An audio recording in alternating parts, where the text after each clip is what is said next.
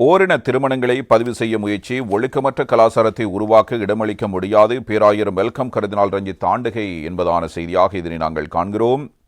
ஓரினச் சேர்க்கை திருமணங்களை பதிவு செய்வதற்காக பல்வேறு வழிகளில் நாட்டுக்குள் பல செயற்பாடுகள் இடம்பெற்றுக் கொண்டிருக்கின்றன. இவ்வாறான செயற்பாடுகளுக்கு இடமளித்து சமூக சீரழிவை ஏற்படுத்த முயற்சிக்கும் அரசு அதிகாரிகள் எந்தளவு உயர் அதிகாரத்தில் இருந்தாலும் அவர்களை பதவி நீக்க ஜனாதிபதி நடவடிக்கை எடுக்க வேண்டும். நாட்டில் ஒழுக்கமற்ற கலாச்சாரத்தை உருவாக்குவதற்கு எந்தவோர் அரசாங்கத்திற்கும் நாம் இடமளிக்கப் போவதில்லை என பேராயர் மெல்கம் ரஞ்சித் ஆண்டகை இவ்வாறு தெரிவித்திருக்கிறார். திஹாரிய தேவாலயத்தில் நேற்று முன்தினம் இடம்பெற்ற ஞாயிற்றுக்கிழமை இடம்பெற்ற விசேட ஆராதனையின் போதே பேராயர் இதனை தெரிவித்திருக்கிறார். தற்போது நாட்டில் சில சமூக சீரழிவுகள் இடம்பெற்று வருகின்றன.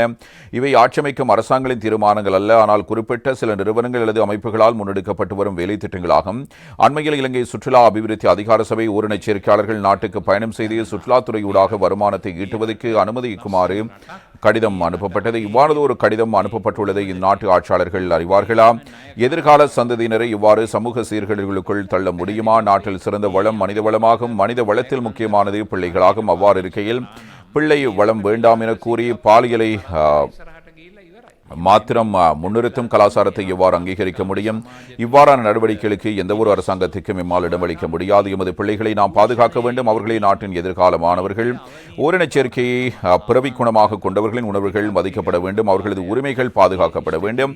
அவர்களை ஓரங்கட்டுவது சிறந்ததல்ல, ஆனால் அதனை வாழ்க்கை முறையாக மாற்றுவதற்கு இடமளிக்க முடியாது. இதனை பிள்ளைகள் மீது சுமத்துவதற்கும் இடமளிக்க முடியாது. ஓரினச் சேர்க்கையாளர்களை சுற்றுலா பயணிகளுக்கு எமது எதிர்கால சந்ததியினரை இரையாக்க முடியாது. தற்போது சிறுவர்கள் பாதுகாக்கப்படாவிட்டால் நாடு அழிவடையும். இது அமெரிக்காவோ ஆஸ்திரேலியாவோ அல்லது பிரித்தானியாவோ அல்ல, இது இலங்கையாகும். இலங்கைக்கு இவை அனாவசியமானவை. இவை நாட்டின் கலாச்சாரங்களை அழிக்கும் செயற்பாடுகளாகும். நாட்டில் ஒழுக்கமற்ற கலாச்சாரத்தை உருவாக்குவதற்கு எந்த ஒரு அரசாங்கத்திற்கும் நாம் இடமளிக்கப் போவதில்லை. நாட்டில் அதுயர பதவியில் இருப்பவருக்கு இது தெரியுமா என்பது எமக்கு தெரியாது. இது குறித்து தெரிந்தால் அதனை நிறுத்துமாறு கேட்டுக்கொள்கிறோம். ஓரினச் சேர்க்கை திருமணங்களை பதிவு செய்வதற்காக பல்வேறு வழிகளில் நாட்டுக்குள் பல செயற்பாடுகள் இடம்பெற்றுக் கொண்டிருக்கின்றன. அண்மையில் பெண்கள் இருவர் தேவாலயம் ஒன்றில் அருட்தந்தை ஒருவரை ஏமாற்றி திருமணம் செய்து கொண்டிருக்கிறார்கள். இதன் மூலம் எதிர்பார்க்கப்படுவது என்ன? கிறிஸ்தவர்கள் என கூறிக்கொள்ளும் சில மேற்குலக நாடுகளில் கலாச்சாரம் சீரழிந்துவிட்டது. வருமானத்துக்காக அந்த கலாச்சாரங்களை எமது நாட்டில் ஊடுருத்த ஒருபோதும் இடமளிக்கப்பட மாட்டாது. அவ்வாறான வருமானம் எமக்கு தேவையில்லை. நாம் வறுமையை பழகிக் கொள்கிறோம்.